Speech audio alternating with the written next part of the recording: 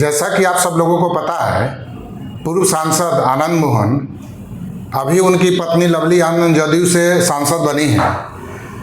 उन्होंने घोषणा किया है कि पुनौरा धाम में मां जानकी की एक भव्य मंदिर बनाई जाएगी। अब उनके इस योजना पर कुछ लोग विवाद खड़ा कर रहे हैं और हमारे साथ हैं मनोज लाल दास मनु, जो आनंद मोहन के पहले जो बीपीपा पार्टी थी उसके प्रवक्ता हुआ करते थे। वर्तमान में ये जदयू के प्रदेश कमेटी में हैं और यह ज़्यादा अच्छी तरह से बताएंगे कि आनंद मोहन जी की क्या योजना है और कैसे कार्यान्वित होगी। लेकिन इस योजना पर कुछ विवाद खड़ा हुआ है।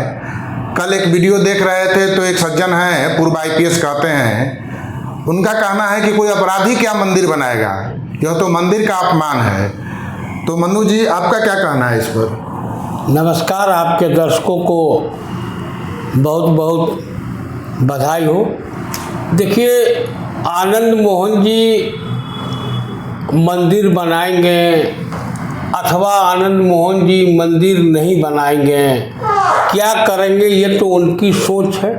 और हर व्यक्ति को इस दुनिया में जो भी व्यक्ति है उसकी सोच है कि ईश्वर की प्रति कुछ करने का। तो आनंद मोहन जी ने अगर मंदिर बनाने की घोषणा की है जन सहयोग के साथ, तो उस पर विवाद में लाना, ये आपने बताया वह पूर्व IPS अमिताभ कुमार दास का, कि उसको विवाद में लाना था। अमिताभ कुमार दास को यहाँ नोटिस कौन लेता है? अमिताभ कुमार दास के बारे में लगता है कि आपको नहीं जानकारी होगी। ये ही अमिताभ कुमार दास है जिसके ऊपर एक DIG की पुत्री ने यौन शोषण का सालों का आरोप लगाया था। अभी भी उसके चिट्ठी, उसके पत्र विभिन्न पत्रिकाओं में निकले। उस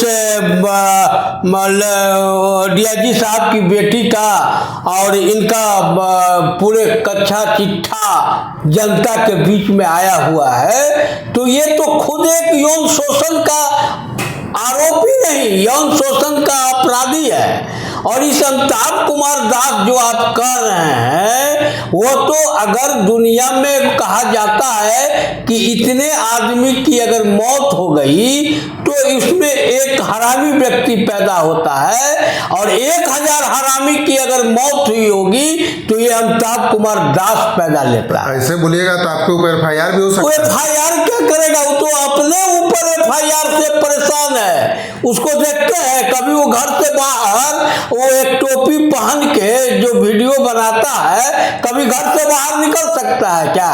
ऐसे भटियारा आदमी जिसको न बोलने का ढंग हो, न जिसको बात करने का ढंग हो, और अपने को IPS कहता है, वो भी एक जांच का विषय है। क्या ये व्यक्ति देश की सबसे सर्वोच्च जो पद होती है, UPSC जो होती है, उसकी परीक्षा सही में पास किया क्या?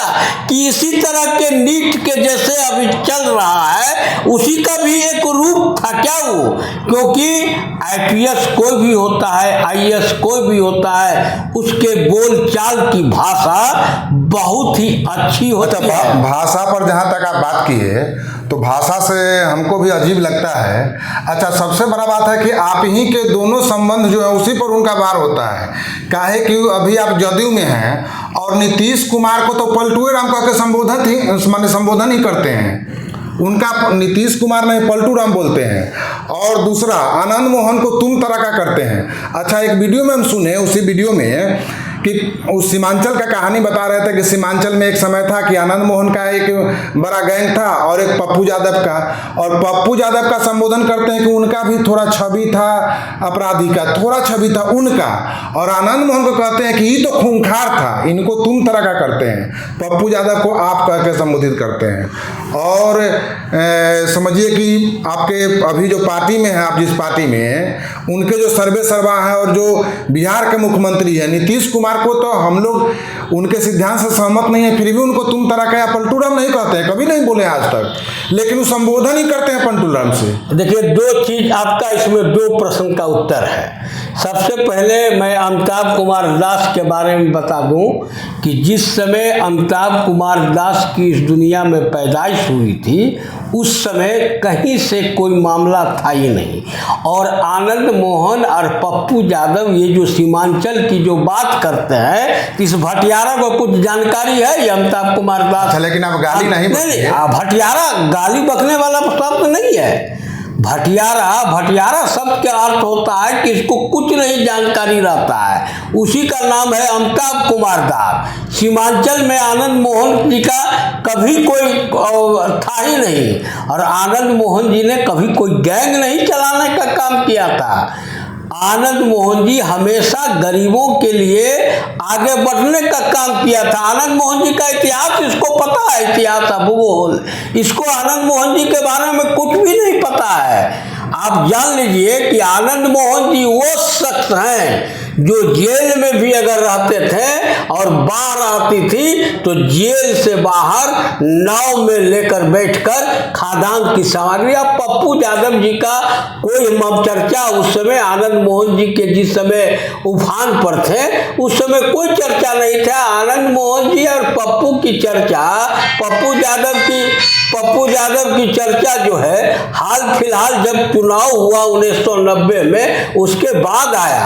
आनंद मोहन जी 74 आंदोलन के सिपाही रहे। अच्छा, लेकिन नीतीश कुमार को भी पलटू राम से ही संबोधित करते हैं। देखिए, ये अपना पिताजी को भी क्या संबोधित करता होगा, इसी से आप इस चीज को समझ लीजिए। और मैं यही जानता हूं कि इसके ऐसा बेवकूफ व्यक्ति, इसके ऐसा संस्कारहीन व्यक्ति कोई इस पृथ्वी पर कोई दूसरा है ही नहीं और न होगा। इतने नीचे गिरने वाला व्यक्ति जो देश के प्रधानमंत्री को सड़क छाप कर सकता है, जो देश के प्रधानमंत्री के बारे में यह कहे कि उसकी नाक जो है सो नायडू जी के नाक पर है, तो फिर किसके बारे में क्या बोलता है वो अच्छी तरह से है। और इसका कोई भी हिसाब किताब, कोई अंतर नहीं पड़ता है। चलिए, सही बात है, आप किसी के विचार से सहमत हो सकते हैं, उससे असहमत हो सकते हैं, लेकिन कोई भी आदमी अगर किसी सर्वोच्च पद पर बैठा हुआ है तो आप उसके साथ सलीके से बात कर सकते हैं। पर्सनली आप किसी को गाली नहीं दे सकते हैं, किसी को तुम तराका नहीं कर सकते हैं। सहमत असहमत होना अलग बात है, पर मेरा तो यही मानना है कि अगर आप पढ़े लिखे संस्कारवान व्यक्ति हैं तो आप किसी भी सर्वोच्च पद पर बैठे हुए व्यक्ति को व्यक्तिगत रूप से गाली नहीं दे सकते हैं। बाकी आप लोगों की इस पर क्या राय है, आप भी कमेंट करके बताएं। आप अमिताभ दास जी के इस रवैये से कितना सहमत हैं कि किसी को क्या गाली बका जा सकता है? आप भी कमेंट करके बताएं। देखते रहे तेजस न्यूज़। धन्यवाद।